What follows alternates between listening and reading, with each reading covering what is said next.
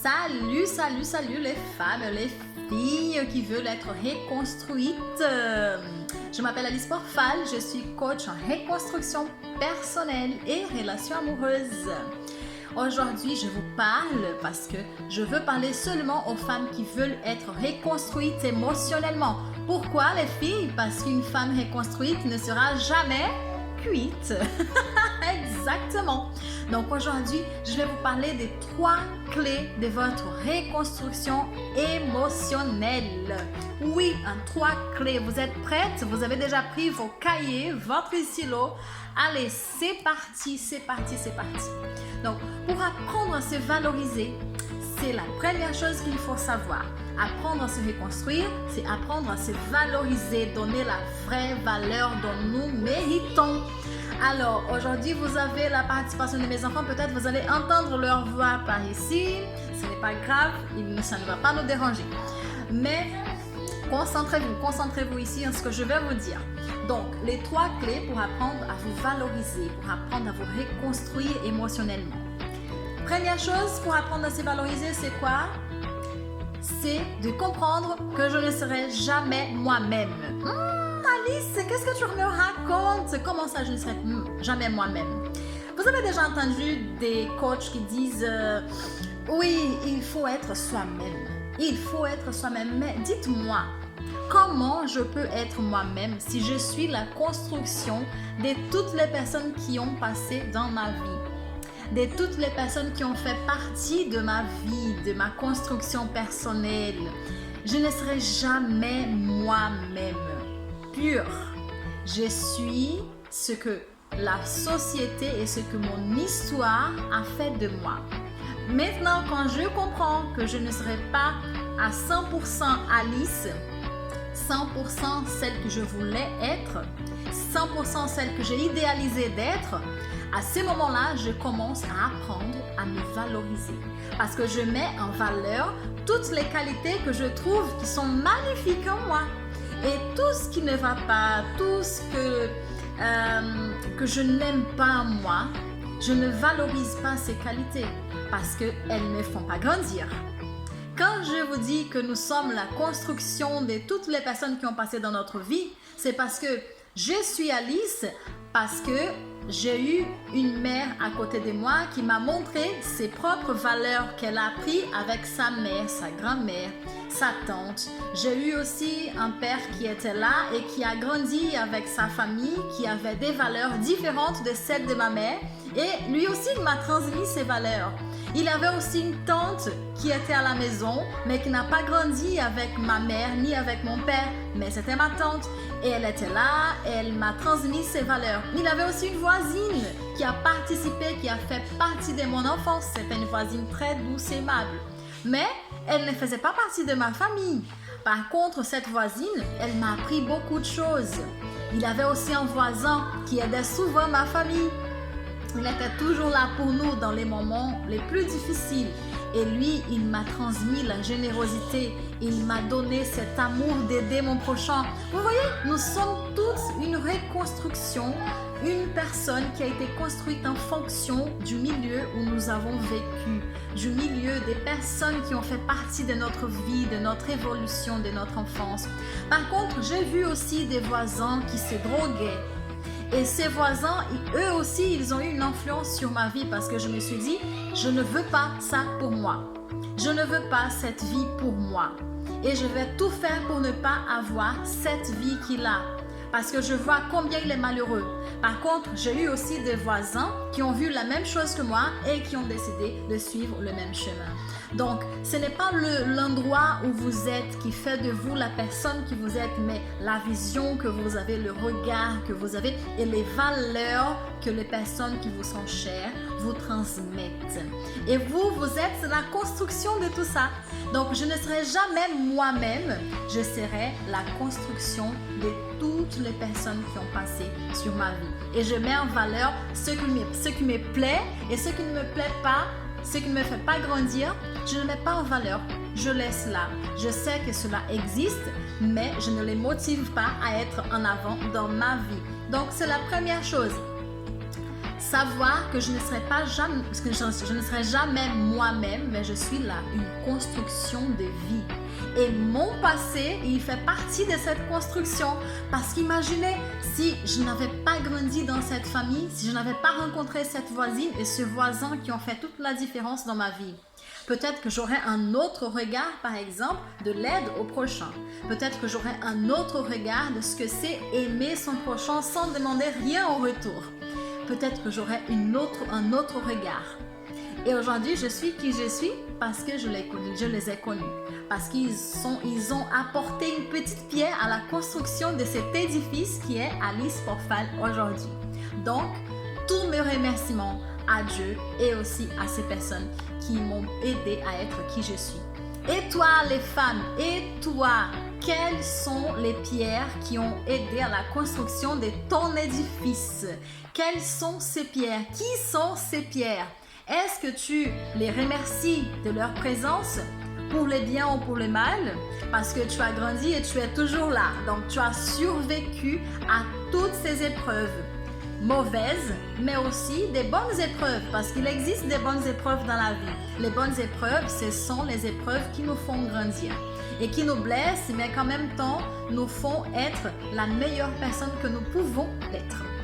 Donc, la deuxième chose, que vous puissiez avoir cette reconstruction émotionnelle, mais pour que vous puissiez en fait vous reconnaître et vous valoriser par ce que vous êtes, valoriser votre histoire, construire votre histoire, c'est faire face à la peur et surtout à l'échec.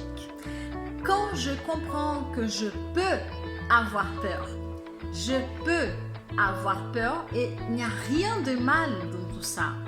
J'ai le droit d'avoir peur, j'ai le droit d'échouer. Mais ça ne veut pas dire parce que j'ai échoué que je vais rester par terre pendant toute ma vie. Voilà. Donc, échouer, c'est une façon du monde de nous dire, alors, cette façon dont tu as agi, ce n'est pas la bonne. Vas-y, lève-toi et essaie à nouveau, mais d'une autre manière.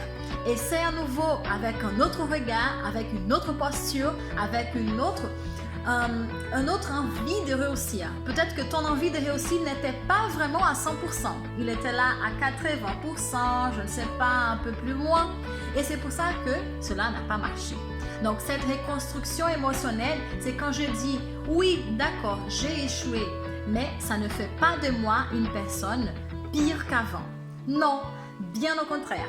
Cela me fait grandir, cela m'aide à voir mes défauts, mais ce qui était incohérent dans ma façon d'agir pour que je puisse s'améliorer, pour que je puisse refaire d'une meilleure façon. Bien sûr, bien sûr, bien sûr. Et à chaque fois que je vais penser à ces tentatives ratées, je vais me dire, pourquoi je les ai ratées? Qu'est-ce que je fais qui n'était pas bon? À quel moment je me suis perdue? Comment je n'ai pas pu vivre ça avant? Donc, je vais faire un bilan de mes échecs.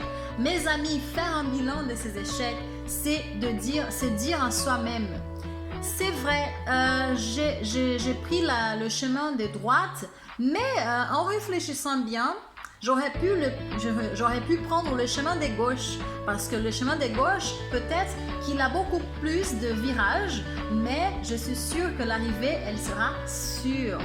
Le chemin de droite, il me semblait beaucoup plus droit. Par contre, il avait beaucoup de trous, des fois des trous profonds qui m'ont fait tomber et même avoir la sensation de ne plus jamais revenir. Voyez? Donc, des fois, les chemins qui sont tout droits ne sont pas les plus faciles parce qu'ils ont des trous qui sont cachés. Parfois, les trous sont cachés. On tombe, on ne se rend même pas compte. Et donc, voilà. Avoir cette notion que je peux, j'ai le droit d'avoir peur, j'ai le droit d'échouer et cela ne fait pas de moi une mauvaise personne. Et la troisième chose pour que votre reconstruction émotionnelle elle soit bien parfaite, c'est que vous devez accepter vos limites. Oui, accepter mes limites et ne pas me plaindre pour tout. d'accord? Quand j'accepte mes limites, je suis humble, d'accord? Et je suis capable de ne pas baisser ma tête devant toutes les échecs, toutes les situations difficiles que la vie va me présenter.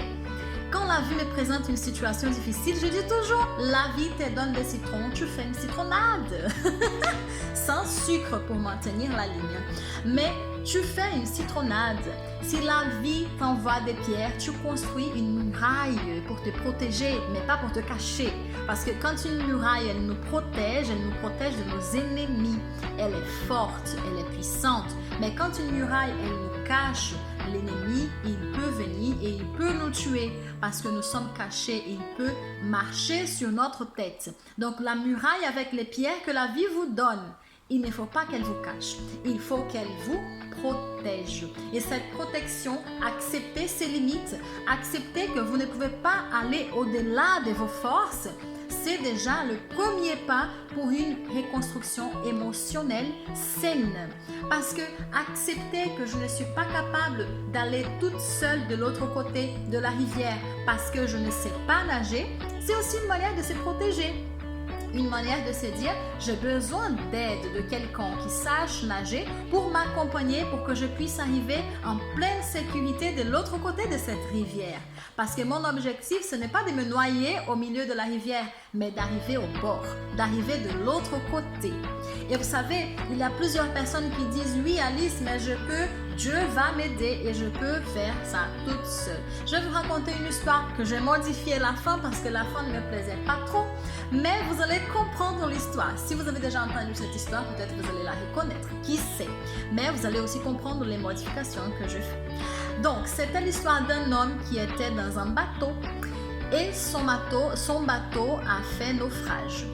Et le monsieur, il était à l'intérieur du bateau, il criait, il était tout seul et il a dit, Seigneur, aide-moi s'il te plaît. Je sais que tu ne vas pas me laisser mourir.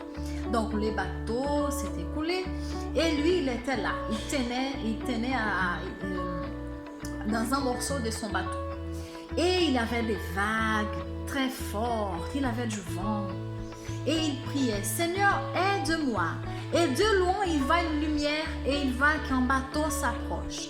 Et la personne, elle dit, hé, toi, viens, je t'aide, je vais t'envoyer une corde. Et la personne dit, non, merci, monsieur, merci. Dieu a dit qu'il va m'aider, je suis sûre que Dieu va m'aider. Je reste là parce qu'il viendra me secourir. Et la personne dit, mais non, viens, je te laisse la corde, tu la tiens et je te tiens, viens. Et il dit, non, je ne veux pas, merci beaucoup, j'ai un Dieu qui va me sauver. Laissez-moi tranquille, je suis en train de prier. Et le monsieur part. Et l'homme continue en train de prier et pleurer, de prier et de pleurer. Et à un moment donné, il s'endort. Il était tellement fatigué qu'il s'endort sur le petit morceau de son bateau. Et il rêve qu'il rencontre Dieu. Et il est très fâché contre Dieu parce qu'il lui dit, mais Seigneur, c'est toi, enfin tu es arrivé parce que là, ça fait un moment que je crie, je te demande de m'aider et toi, tu ne m'aides pas. Qu'est-ce qui se passe? Qu'est-ce que je fais pour que tu ne me répondes pas? Et à ce moment-là, Dieu lui dit, mais mon fils, comment je t'ai pas aidé? Je t'ai envoyé quelqu'un. J'ai envoyé un bateau et il y avait un monsieur dans ce bateau. Il t'a dit plusieurs fois, tiens, je te donne la corde, prends cette corde, je t'aide, viens. Et toi, tu as refusé. Il a fait cela au moins 3 fois. Et toi, tu as refusé les 3 fois. Si tu refuses, si je veux t'aider et que tu refuses, ce n'est pas de ma faute, c'est la tienne. Je te donnerai une autre chance. Tu vas te réveiller et je t'enverrai de l'aide. Et toi, tu vas accepter si tu veux sortir de cette situation où tu es. Et l'homme, il se réveille et il voit un autre bateau qui passe. Et le monsieur lui dit, alors, ça va bien monsieur? Je peux faire quelque chose pour vous? À ce moment-là, il avait compris que Dieu utilise les personnes pour nous aider. Quand on prie, c'est parce qu'on a confiance que Dieu enverra des anges. Oui, et les anges peuvent être déguisés des humains comme nous, vous savez. Voilà, donc à ce moment-là, le monsieur rentre dans le bateau, dans ce deuxième bateau qui lui propose de l'aide et il est sauvé. Les femmes, c'est très bien de prier. Moi aussi, j'ai prie tous les matins tous les soirs, seul et avec ma famille.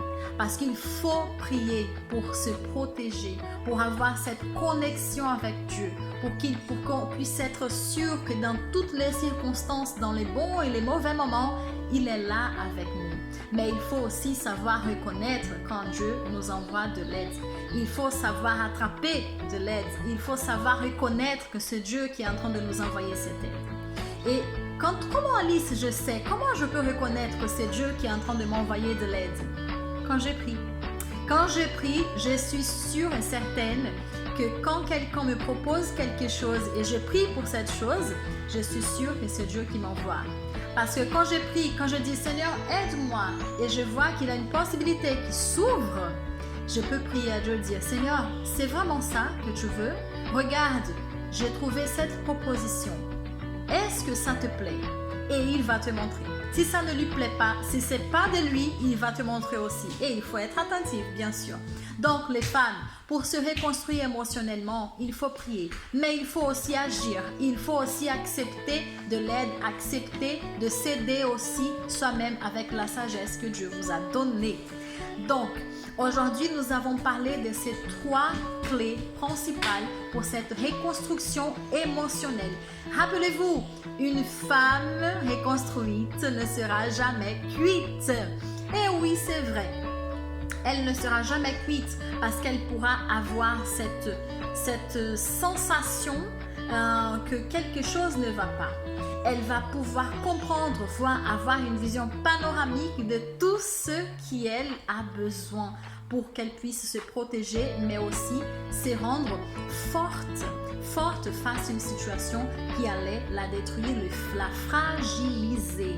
Donc, une femme reconstruite, c'est une femme qui connaît sa propre valeur, c'est une femme qui connaît ses envies personnelles, c'est une femme qui sait où elle va, c'est une femme qui sait dire non, c'est une femme qui refuse d'être maltraitée, d'être mal aimée. C'est une femme qui refuse les miettes que les personnes vont lui donner parce qu'elle sait sa valeur, elle reconnaît sa valeur, son prix.